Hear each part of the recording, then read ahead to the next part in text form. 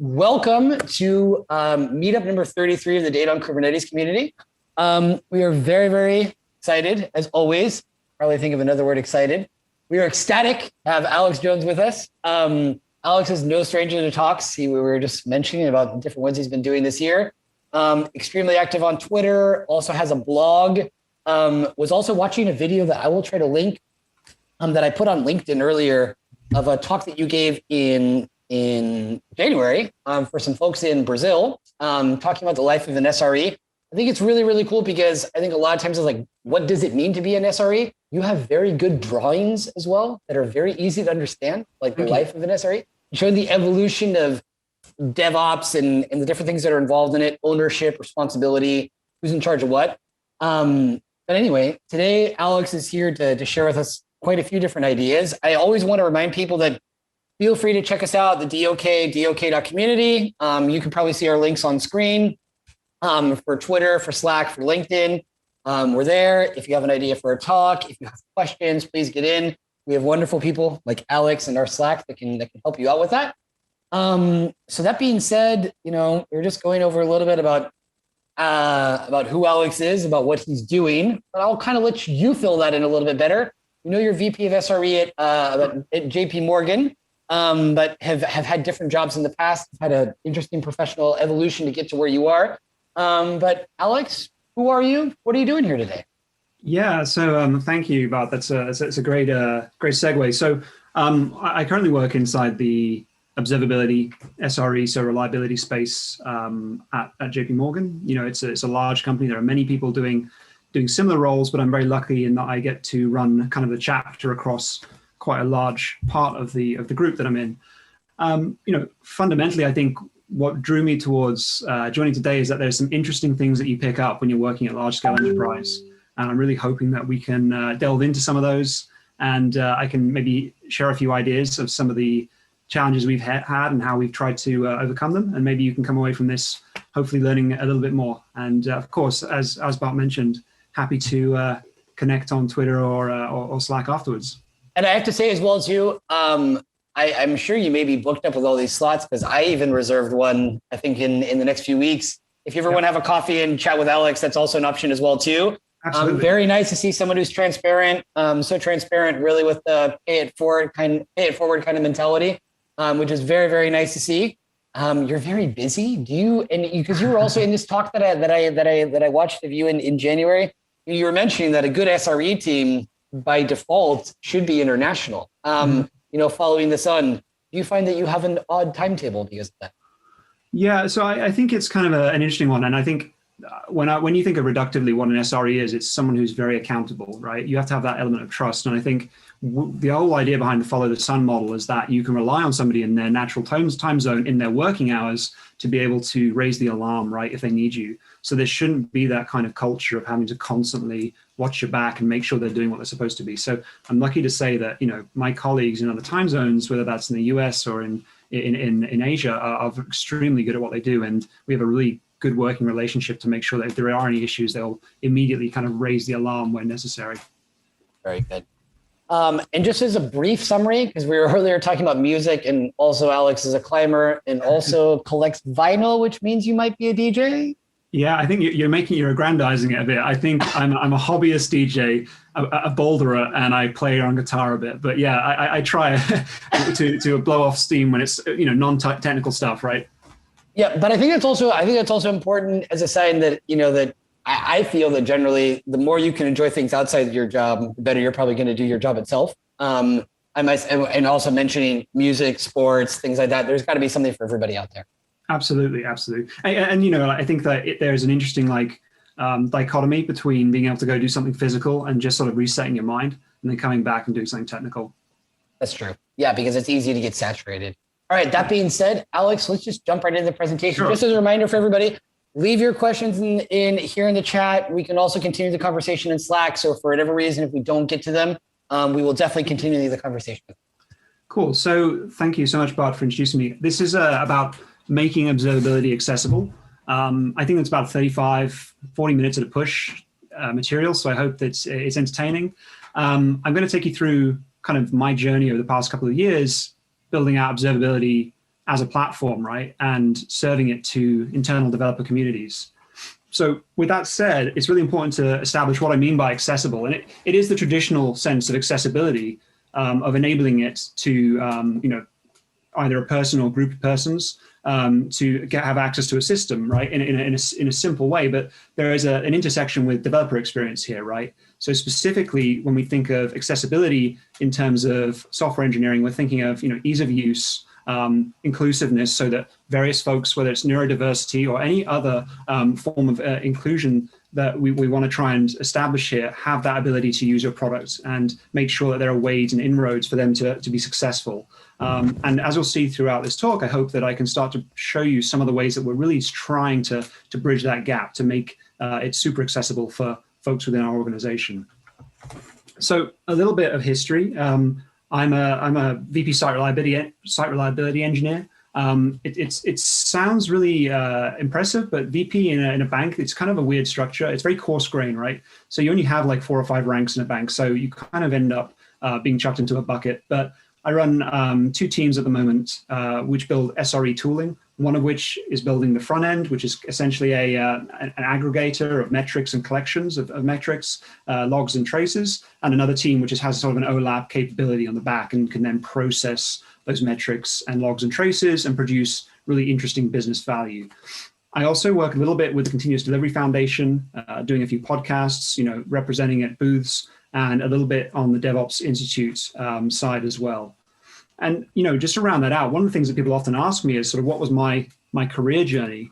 And so I kind of tried to visualize it in a way that made sense, because the key takeaway I want to sort of represent here is that it's non-linear, right? Like I spent a bit of time doing a lot of different stuff within engineering. I worked as a mobile engineer. I then went to become like a technical lead. Then I switched over to work at Microsoft, building out Fable, and then moved over to be sort of more of a senior design engineer. And that's really kind of where I then started to find a love for large scale systems. And, before I knew it, I was on the trajectory where I was really getting into the nitty gritty of, how does this micro SAN array work? How does this blade system work? How does this hypervisor work? And so, over the course of 5 or 7 years, I started to build up this kind of velocity towards managing and building, large scale infrastructure and teams that help support that. So, that's kind of my story. And I think that's a good point to kind of take our first refrain and think, what actually is observability here? And what am I talking about? Because I think there's often a misnomer about what observability is, and it's a really interesting subject, because I think the definition in terms of like control theory doesn't quite do it justice, right? So let's think about observability sort of 101. And, for folks who are familiar with this, it's a good refresher anyway, right? So we have a system which essentially is, this could represent a bank, it could represent a startup. It doesn't really matter. It's a sort of typical set of, 3-tier architecture activities. And in this particular scenario, as you're growing the business out and you're putting more load on it, you start to see that there are essentially gaps in the behavior of that system versus the desired state, right? And what I mean by that is, you input your card number or you try and get a user, and then that fails. And so, we've had monitoring solutions for years, and this isn't a new problem. This has come straight out of the kind of annals of history, where you've got any sort of computer system needs to have a level of testing and a level of observation accessibility to it. So you need to have a way of seeing what's going on, right? And just to really compound what I was saying about not being able to see what's going on, you can see things like a queuing system going down being really crucial, right? Without a level of observability or a monitoring within the this domain, you're going to not know where these problems are. And this is a simple example that is actually quite difficult to diagnose if you don't have a full suite of telemetry capabilities. And just to show you sort of what I mean here is, typically a front-end application might be sending data to a to a microservice, and that could be like a FAS, that could be a dedicated pod, whatever that might be. These may well be producers for a queuing system such as Kafka or Rabbit or something like that. And then this might be consumed on the back end, and that back end might then go off and cache that credit card detail or fetch that user for you. Now, without really understanding what's going on here, if we start to see a breakdown and that get user or that create user stops working, we're going to start to see a problem, and we can't really identify where that area is occurring. And so just to really drive home that point, it's super important that we have a level of observability on our systems so that we can understand where things are occurring, and also it's the second order of identifying, the root cause of this. And I think that's often the problem, is that people have a level of very lightweight metrics and monitoring. They say, job done, brush their hands off, and they think, that's enough. But ultimately, you need to get to that second order of problem solving and figure out what the root cause is. And in this case, you could misanalyze this quite easily. Back pressure from the microservices could easily be thought to be an issue with the microservices themselves. Equally, it's quite common to get a consumer deadlock when your topic has been drained, and that equally could be misdiagnosed as something completely different to the actual root cause, which in fact is going to be more in the wheelhouse of it being to do with the broker and the zookeeper metadata storage on the same server. So just a high-level example there of kind of why we think it's so important to have these different pillars of telemetry. And that's the first time I've used the word pillars, right? Because they kind of are pillars because they're foundational. And here's that same example with these three pillars. And the three pillars, which I'll go on to elaborate about in a moment, are tracing, logs, and metrics. At least currently in the landscape and the way that we think about things, you don't have a holistic view unless you at least have these three intersecting dimensions on your systems. And so you can see that when a team puts a level of effort into instrumenting these particular systems, you can suddenly start to make insights, right? So as soon as I understand the health of microservices as expressed through either one of the 5 reduce signals, and reduce is a little on the hand measurement here, so REDUS, so that would be rate, errors, duration, and then it would be potentially like uptime and saturation. These are good golden signals for you to be able to understand the health of a system. And I think that even if you go and do the bare minimum and say, a small microservice or a backend, and I'm just going to provide these 5 signals, then you've gone a really good way to starting to get some useful metrics there. And equally, we think about log collection and aggregation as a super important part of this process to help tell that story, right? So metrics form the empirical backbone of your observability, and logs and traces give you contextual information around that. And so, logs, traces, and metrics in terms of how do we actually visualize these, you will have been probably familiar with tooling that I've got on the screen here. And I'm not going to discuss the tooling itself too much in terms of visualizations, but what I will say is that often you'll find your SREs at work with several Chrome tabs open, right? You'll have someone looking in logs, you have someone looking at the traces throughout in the spans, and then you have somebody trying to correlate that between the 3 of them. So it's quite an invested occupation being an SRE, and also trying to perform this level of diagnostics. But believe it or not, prior to that, it was even harder, right? If you only had one of these facets, you'd be really kind of hamstrung to figure out what the root cause was without having to do some guesswork to narrow down the problem. So, I've spoken a little bit interchangeably there, and I apologize because there is a misnomer around what is observability versus monitoring. And to me, it's kind of a similar case between DevOps and SRE, right? You think of monitoring is one of the implementations of observability. So it's a subset, right? In a similar way, SRE is kind of an implementation of DevOps. Observability focuses a lot on the characteristics, and really, in summary, the way I would describe observability is the following. I would say observability is the field of actively identifying the behavior of a dynamic environment of changing complexity through its outputs, right? I should be able to understand that environment through the metrics, the logs, and the tracing data in its entirety. And if I can't, that means that it's not a completely observable system. And I apologize for the snarky little smiley there. I couldn't find a good definition, so I had to just kind of write my own. But ultimately, the point remains that it is a more all-encompassing and an active form of hypothesis-based approach to monitoring alone. So I've spoken a little about what observability is and some of the benefits in terms of you're able to find things on systems, you're able to figure out problems and identify root causes much faster. Let's talk about what a typical setup actually looks like. And this is where we're going to start to think about the context of accessibility, right?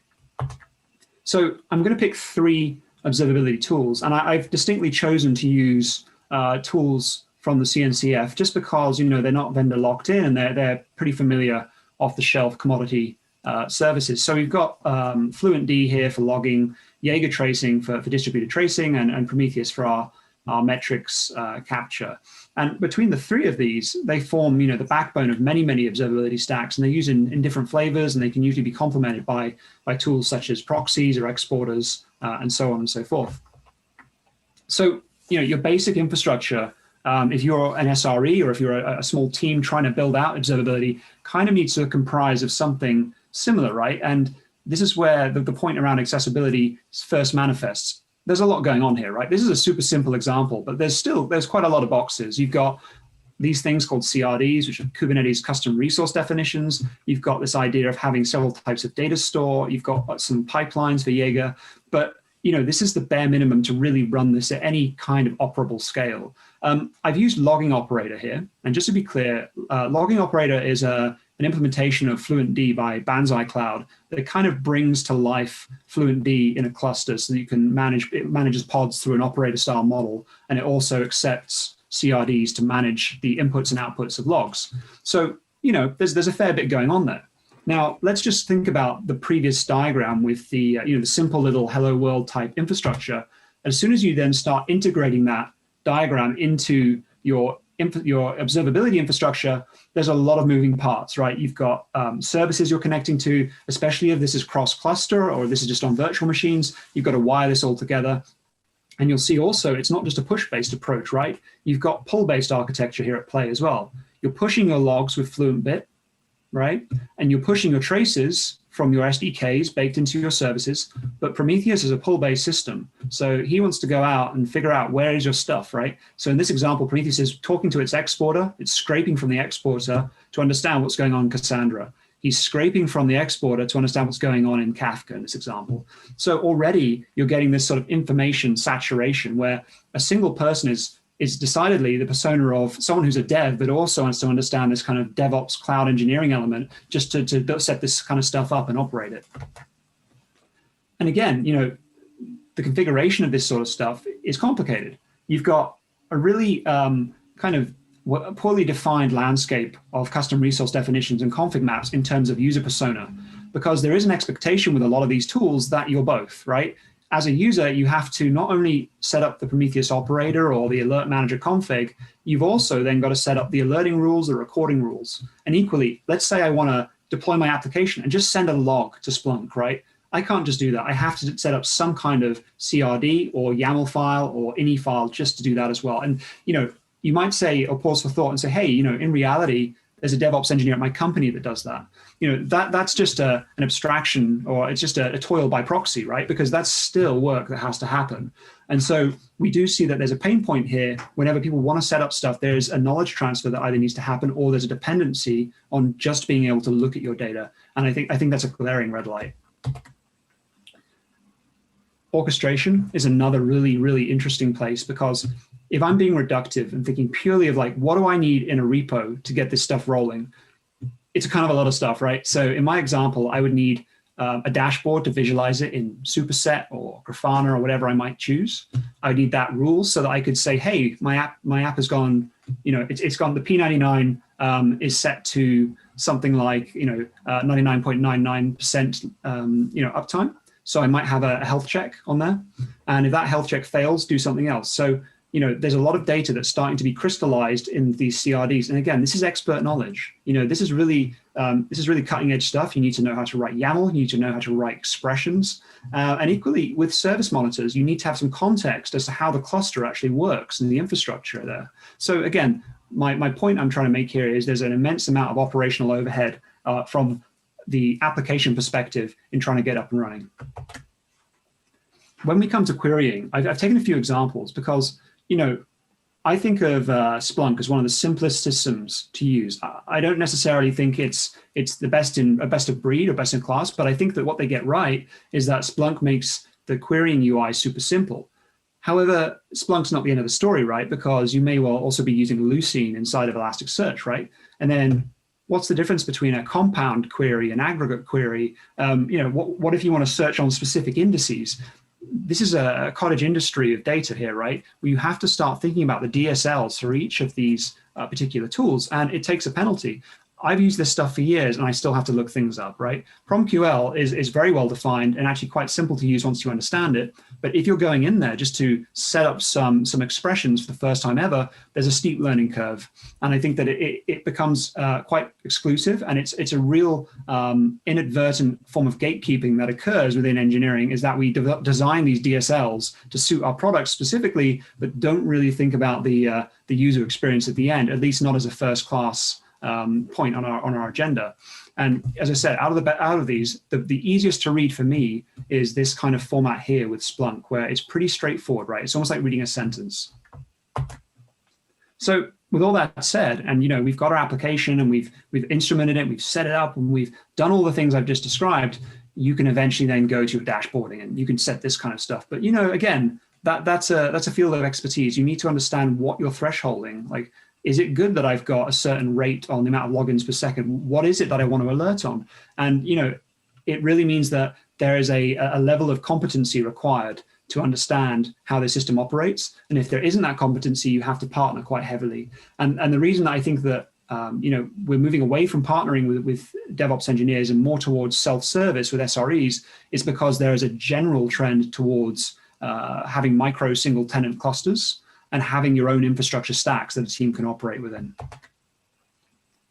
So again, maybe some of this is starting to become a little bit clear around why not everybody is running this sort of 3-pillar, utopia, nirvana of observability. The current tooling essentially is really predicated, quite strong bias towards people understanding cloud native architecture. And to the points that I was making prior to this, for XYZ, you can see that at every turn, you need to be on both sides of the fence. You need to understand either custom resources, the inner workings of Kubernetes. You cannot just build a Java application and say, okay, I think I want to measure the actuator, right? That might work in a sort of version 0.1, but when you want to put this in production with a 3-tier kind of system, a 3-pillar type kind of system, you need to have an opinion on all your API endpoints and have an ability to understand what metrics are important to you. And so I really think that one of the first big pieces that we need to sort of investigate here is how do you start to make the tooling not so based on people being subject matter experts, right? So I've surveyed many people around this. And again, the indication and the trend is towards the complexity of the configuration is really a detractor from teams onboarding to this stuff. And what I mean by that is that essentially when you have an option at a large scale company, if you're, to do this stuff, if you don't have to, you're not going to, right? Because it's not sort of a on rails kind of glide path experience. And it really makes it complicated to try and get your app out on time if you've got to go with all these extra steps. I got to write some YAML. It's got to go through a different build pipeline. It fails, right? I'm fed up, right? I've had enough. So now that we've taken that journey and we understand sort of what observability is, how you would build a basic observability setup, it's really important now to focus on the needs of the end users and what is it they're trying to do anyway. So I posted this the other day, and I think it's so sort of, it's tongue in cheek, but I think it succinctly puts some pretty typical problems and some pretty typical conversations you'll end up having at an organization if you run a cloud platform team or you work within observability especially, is that developers have a very kind of deterministic approach to this, right? There'll be an assessment based on like what's available, pick the easiest one to use, how do I make it work, and let's get going from there. And the reason that I think it was interesting and important to sort of create a little illustration out of this is that it is kind of a one-shot thing most times, right? I've seen alert rules where somebody's not changed it for 3 years. So they'll go away, they'll set up their alerting rule, and then they'll come back. And so what you need to take away from that is if they're only going to have one very low touch, kind of interaction with you, you need to make sure that they come away from that really positive and feeling like they're empowered so they don't need to go through that cycle again.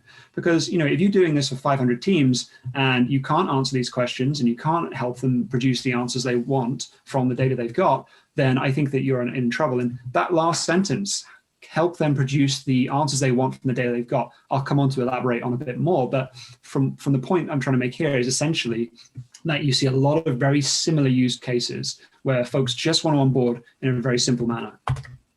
So what I distill from all this is, engineers want platforms with few visible constraints, right? I don't want to go into Grafana and see it's all locked down. Equally, I don't want to go into Jaeger and not be able to see other people's traces. I like to feel like I'm free on the platform to explore, to build stuff. And whether I'm looking inside of Prometheus UI and I want to check out some histograms, or whether I just want to check out some gauges that I set up, I don't want to feel like there are any sort of restrictions. And so that comes with its own kind of penalty, but it's something we kind of look to achieve in the subsequent steps that I'm going to discuss in a moment. Dashboards should come as standard, right? This is part of this on-Rails experience. Don't expect engineers to start building dashboards before they've got anything to put in production, right? This should be an artifact of upfront automation effort to have a level of metrics that are being scraped and then are able to be bound and displayed in some basic like reduce style dashboards.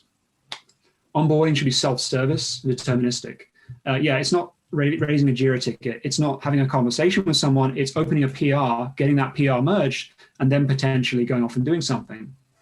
And telemetry data needs to be accurate because engineers, at least the folks who I've had the pleasure of working with, are very precise about what they're sending. They'll often review their own logs on whether that's K8s or whether that's Cloud Foundry or whatever that might be.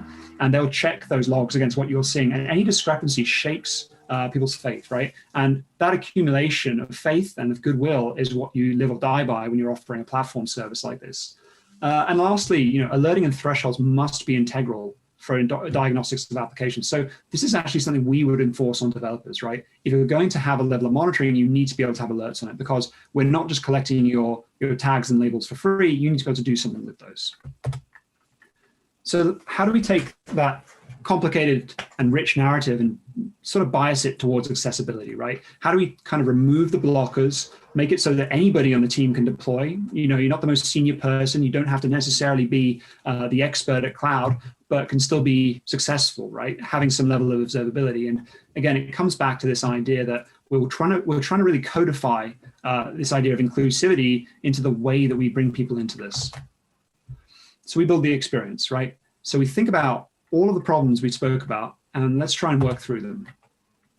So infrastructure-wise, it was initially predicated on this idea that you're almost compositing two systems together that are atomic units that you have a sort of an interface between.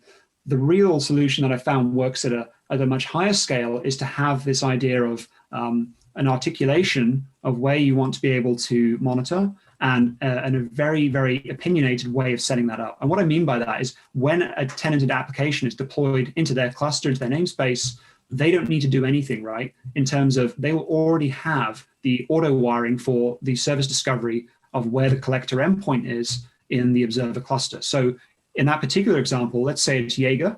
I don't want to have to go off and write some, Helm set such and such so that I can send to the right service. That should come for free, right? And by doing so, I know that anytime somebody blueprints and creates a new tenanted application in the cluster, they're sending to the right collector endpoint.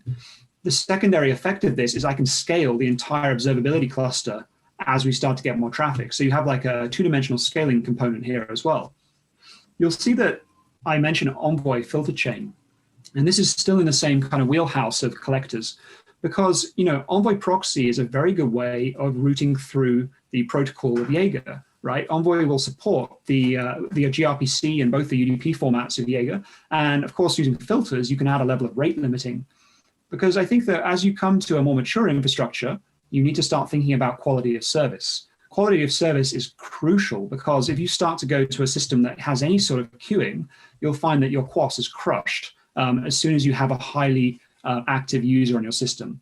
Obviously, you have strategies around partitioning and of topicing and consumer grouping, but ultimately there will be a large infrastructure penalty unless you can have a level of quality of service early on. And I can talk a little further on that offline, but there are several strategies around that. And so, this is our ingress to our cluster. We've talked about collectors. We have metrics being scraped from a known endpoint and service. And then finally, we have a very opinionated stack of visualizations. You'll see Grafana, Superset, Tableau all mentioned kind of in the same breath there because, this is going to hit upon something I'll describe later, but that is catering for not just the SRE or the developer persona. So what does an ideal configuration look like if somebody is kind of trying to prescribe this to engineering teams? Well, it's a complicated situation where as we showed earlier on, you have lots of different types of data constructs you need to push into your cluster or into your environment.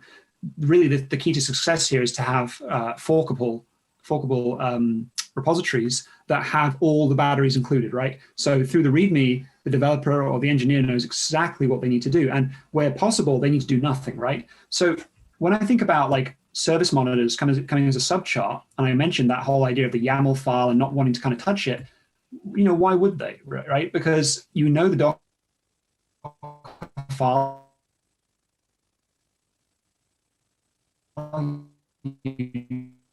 You? A lot of mention, okay? Have a level of standards on how you build your repositories. You know that you can go and build pipelines that can look for these components and then start to synthesize them to create something that is orchestratable into the cluster. And it's interesting, that whole idea of orchestration, right? You've got a user repository, it's full of this data, it's full of these constructs that you want to deploy.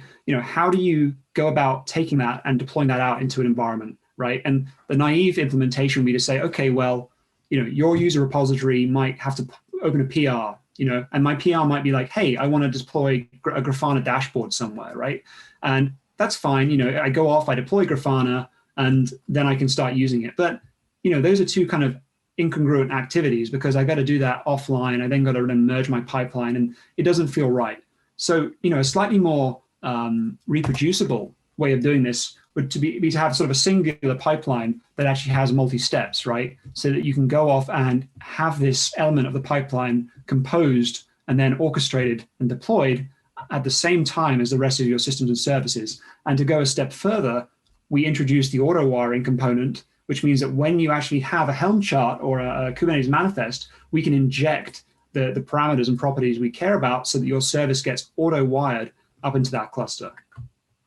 And this is a big stretch, right? This is a giant leap from where we were just several slides ago.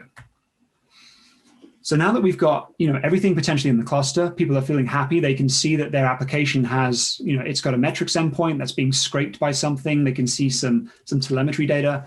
How do we go about querying? Well, I think that this is where the key distinction is around this experience versus the kind of naive implementation, and that is that we want to split the experience between the personas. In my eyes, you've got three key personas, right? You've got the developer/engineer who's building the application, who's building features, wants to release. You've got the SRE who's looking to reduce the level of entropy, right? Look at the data, be able to set up alerts and alarms. And you've got the stakeholders and product folks who are looking at the business insights and how do you start to have a holistic 50,000-foot view of your application, right? And also what's the infrastructure underneath it? What's the cost? What components are working together? And so really my solution is to prescribe to some level a set of default dashboards that folks can build upon. And I mentioned that a moment ago, this idea of hey, this is a Grafana JSON-net reuse template. We're going to fill in the parameters of the basic service. You can do the same kind of value add activity in Superset, right? Superset allows you to take that data a step further. You can take your three pillars of logs, metrics, and telemetry, you pipe those through Apache Spark, you perform manipulation on that data in Druid, and you can then show that in Superset. And let me give you an example of what I actually mean with that. So in Jaeger, you can set labels, tags, and baggage. You can set tags that would say, hey, this is my business unit. You can then have the same kind of label in your structured log. You can have the same kind of label in your metrics so that when you're creating a histogram, you can also see that label is there. And you're creating this cardinality between these three different sources to create what is known as an event, right? That is essentially creating a highly dimensional event, which is it's an event with a lot of fields of data on it, so that you can then use OLAP processing capabilities. So analytical processes such as Druid and Superset as a visualizer create that super high value add that people aren't really even thinking about at the moment. So all this said and done, what do users actually think? And I've taken kind of a few paraphrased quotes here from folks that I know. And one said, as a user, I can fork a repo, make some changes to the blueprint, and have dashboards available. And they were happy with that, right? And then a second user said that I love the Heroku-like experience of just pushing to develop. seeing the infrastructure build around my application. And specifically that's around like, Prometheus gets auto wired up and they don't have to do anything. And I think that's a really lovely testament to see that, people definitely appreciate the DX improvement, because it's the small things that add up to a lot of frustration. And we can try and reduce any of that and reduce the entropy in the system, then we're really winning here. So all that said, what's next? You get to a state where you've got observability, you've got pipelines, you can auto build stuff, Prometheus, Jaeger, and FluentD going out to like Elasticsearch or something. What do you do next? Well, this is where you start introducing some additional concepts. And the kind of tangible outcome of these concepts is to reduce the complexity and again, make it more accessible. And service level objectives is really interesting because that is making it accessible through a new format. That is through the accessibility of language. That is making it so that you do not have to be a coder to explain what the desired behavior of a system is. And for anybody familiar with SLOs, I can essentially give a double click into an SLA and say, well, this system should perform at this kind of rate under these kind of conditions. And an SLO helps the SREs on a team to understand their kind of modus operandi and what they should be aiming towards, right?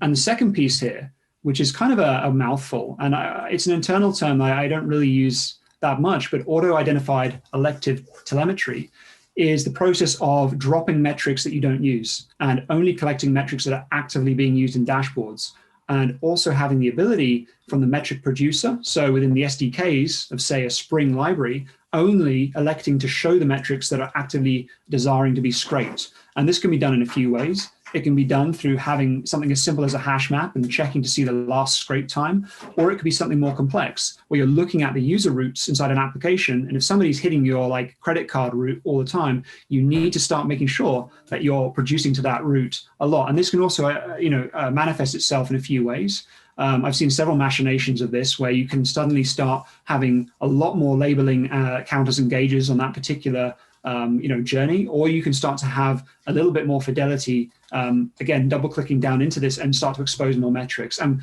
we're getting to this kind of inflection point now where I believe the SDKs are going to start to be able to have that level of dynamic control applied to them. So it's a bit like a feedback loop, right, with this kind of elective telemetry. As you go to Prometheus and Grafana and you see that there's data missing, we can simply tune that through an iterative loop of feedback through the application to start exposing it.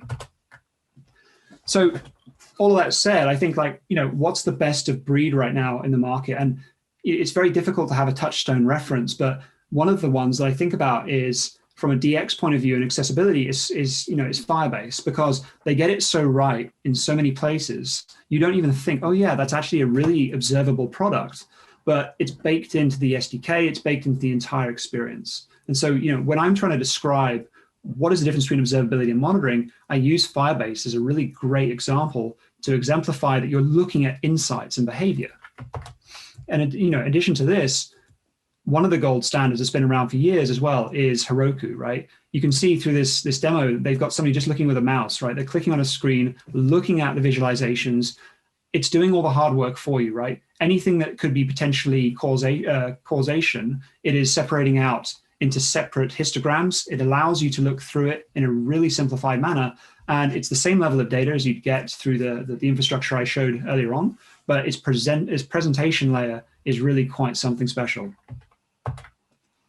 So my advice here is create an observability pit of success, right? Build systems that are so easy to use, so foolproof, so on rails that engineers almost don't need to think twice about it.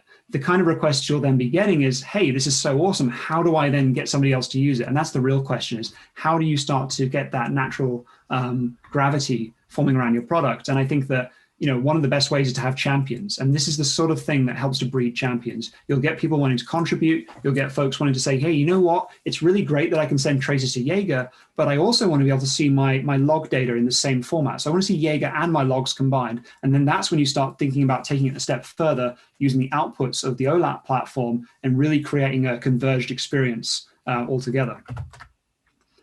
So I've spoken for quite a bit of time there.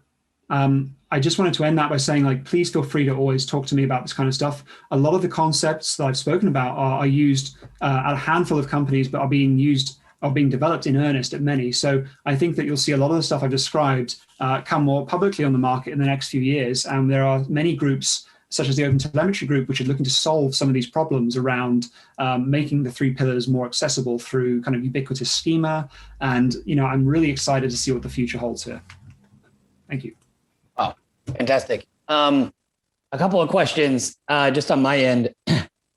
You were talking, first of all, just backtracking, you mentioned in the beginning, just in case some folks arrived a little bit late, you got your first job in tech was working on mobile applications, correct? Yeah, so I actually, I joined a company in London, a small startup, and I ended up writing a Java compiler assisting on writing this Java compiler that could help to take HTML and convert that into Objective-C. I'm just saying, with that in mind, it seems to me that when in terms of thinking about things about DX, usability, you mentioned Firebase.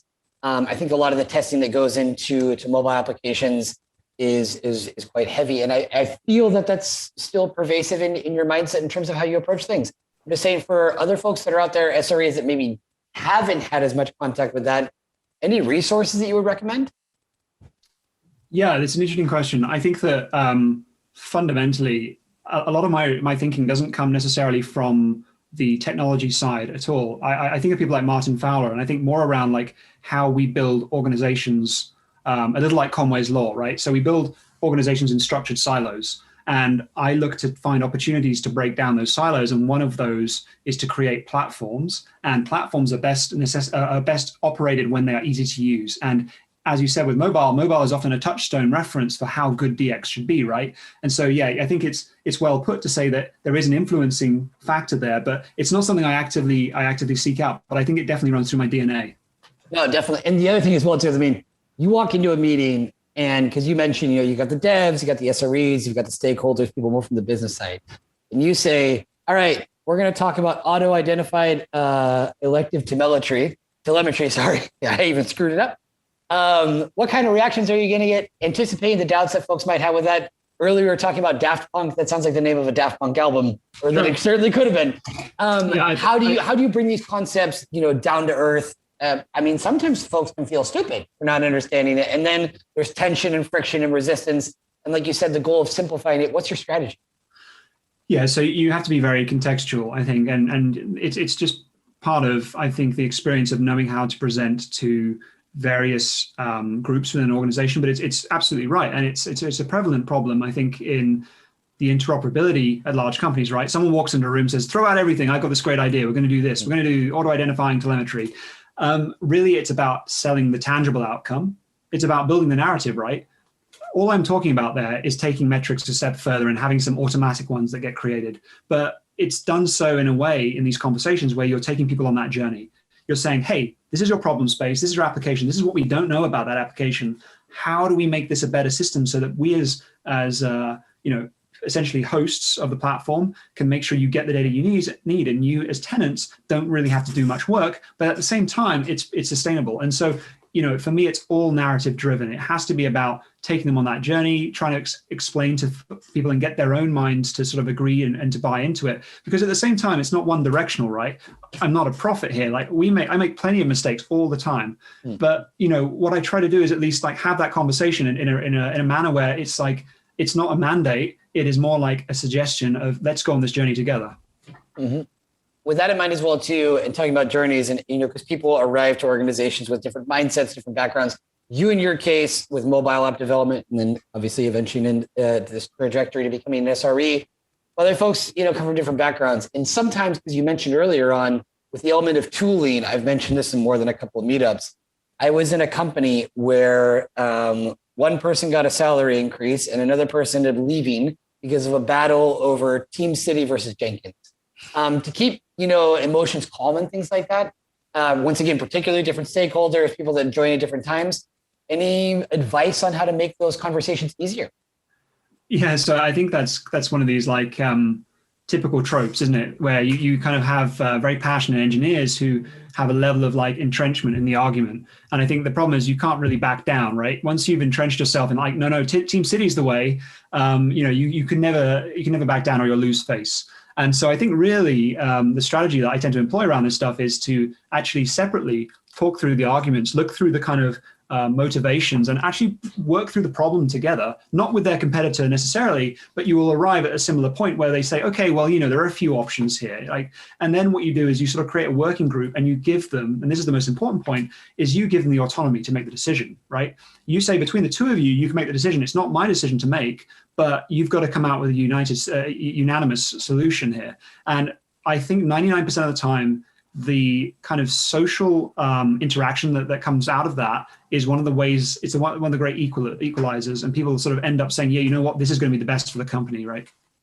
I see what you mean. And that's something, having some conversations with folks in the CNCF, more often than not, if you can find a way to make, like you said, give ownership, responsibility, you're the decision maker, there's empowerment in making as many winners as possible. And it's a good way to avoid that. However, though, as well, too, and I want to take this a little bit further. As someone who's quite active in Twitter, there's a lot of aggression and high emotions, frequently running in Twitter. I think that you've been able to find a voice that's very positive, that's very supportive. I wish others could do the same. What do you think we need to do to make spaces like Twitter really more constructive rather than a call out culture, almost hoping for somebody to make a mistake to, take a screenshot and blow them up? These kind of spaces to make it really just more focused on learning and celebrating. What can we do to be better about it? Well, I mean, look, if we kind of go back to first principles here, Twitter is just a force multiplier, isn't it? It just gives you that kind of like that boost to your own voice. And I think that it just brings out those latent characteristics. And so I think that people like myself, I'm kind of just there to be positive and to meet people and to sort of talk about stuff that's interesting. But yeah, I mean, how do we build a change away from that? I think that we already have that change. We have communities, and I think the thing that's not really apparent, but there's an immense amount of work going on in the open source communities.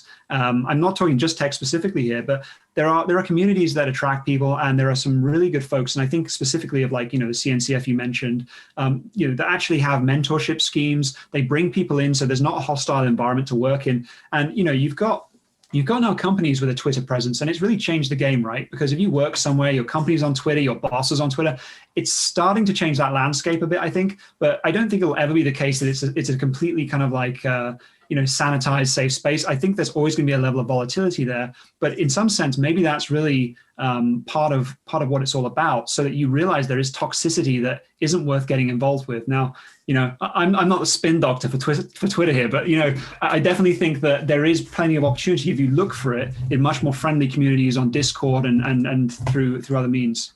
That's a good point. That don't lose the forest for the trees. That although there might be this sort of appearance that's out there, once you start really getting into it, just at least in my limited experience participating in the CNCF as someone who doesn't have a technical background, but is now a contributor experience SIG, and really, really enjoying it. And so it's my 1 hour a week on Fridays, and I get to be with really wonderful people. And I really insist to everybody that's out there, and I would like to hear about other communities that you're in as well too.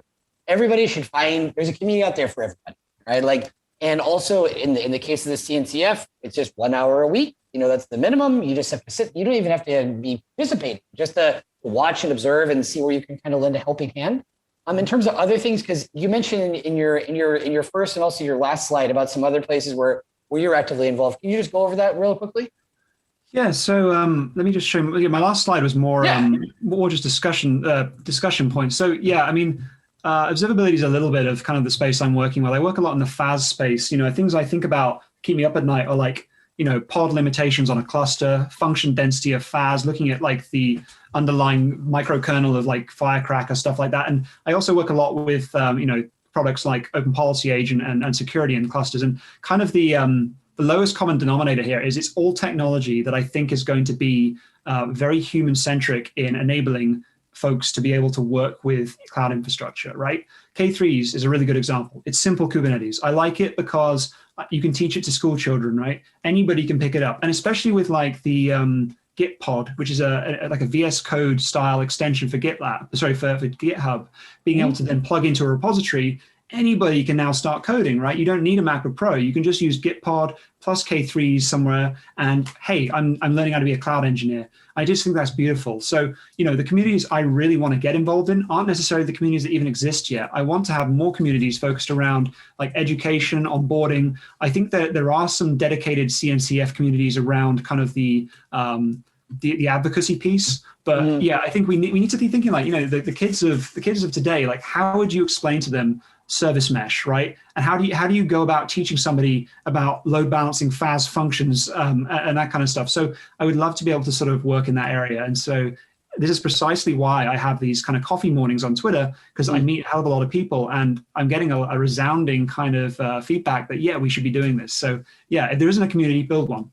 I completely agree. It's good to hear that. And we will definitely have to talk about that when we have coffee in a couple of weeks, because I completely agree is that until you're able to explain what you're working on to a child, or not even a child, is that a lot of people just take for granted that everybody knows about this stuff. If you're talking to your partner, your neighbor, your circle of friends, or a family member, things like that, how can you put these things in simple enough terms so that they can be understood by anybody and make these things more accessible and make these barriers of entry not so challenging? A couple other things, just because we said we were going to talk about this. Being able to relate some of the things you do in your free time, whether it's playing music, collecting records, bouldering, stuff like that. What's the relationship between that and what you do professionally? Yeah, so I think there's like a dichotomy, isn't there? Like I really think that doing something physical, like I was actually training to be a yoga teacher last year. I was starting my training until the pandemic happened. But I think doing something physical and something where you can sort of almost like go into autopilot on your brain is a great way of letting the engine cool down and just being able to be a bit more subconscious, right? Using the kind of default kernel rather than the user land. And it really kind of appeals to me, this idea that you can go out, you can do some bouldering, or you can go cycling or whatever, and you can come back and you can kind of come and really refocus on a problem. Because I do really believe that if you just sit there kind of obsessing, you get this level of toxicity and bad energy where it's sort of just like, I just can't get rid of this anxiety. I've got to solve this one thing, and it doesn't help anyone. And that kind of intersects with that whole Twitter conversation of, you get a lot of that, folks who just don't have a healthy outlet. And I think that obviously in a pandemic, it's really easy to say that, but even if it's the case of like, I took up running quite recently, and that's helped me so much mentally, just being able to, have that chill out time. Me too. I completely agree. And so now, yeah, it's something I very much try to integrate as part of my daily routine. Once again, it's not that there's, one size fits all for everybody. Everybody's got to find their own thing. Right. It could be it could be something else, right? Yeah, just exactly. Find something. All right, we're almost out of time. So we always have a tradition. You met this person when we started. Gorka, can you share my screen? So while you were talking, we had our wonderful friend Angel, who created this amazing piece of art to reflect the different concepts that you were covering. That's amazing. And so he always does a wonderful job creating these visual summaries of the things that have been mentioned during the talks. You as somebody as well too, I find it interesting as being a visual, we can say thinker, learner, or explainer, because the drawings that you create are super easy to follow. When did you start drawing? So yeah, this takes me back to like 5-6 years ago. I found it very difficult to articulate stuff. You might be able to tell I speak quite quickly, and it's one of my kind of problems I need to work through. But I found it really easy to focus, to anchor the conversation when you had a diagram, and everything I saw was rubbish. I hate UML. Some people love it, but I don't like mermaid diagrams. I like artistic stuff. I got like my little Apple pen here. Oh, nice. I like drawing, and it just immediately hit off, right? People really liked it. They liked saying, okay, well, this piece here and this piece here. And what I found was, and again, coming back to accessibility, is people in the room who wouldn't necessarily talk felt enabled, right? They felt like the conversation was suddenly more accessible to them because they could refer to a touchstone on the screen saying, oh yeah, well, that box there versus this thing there, how do they work? And like, it was like wildfire. It was really great. I'm afraid I have to shoot very soon, Bart. No worries. We're pretty much done. That's it. Cool. So thanks so much. Thank you, Alex. Great to have you. We'll definitely have to have you back. We will continue the conversation in Slack for folks that had questions. Thanks a lot. And we will see you on Thursday in our following meetup with Sebastian Paul from Observability. Thanks a lot, everyone. Have a good one.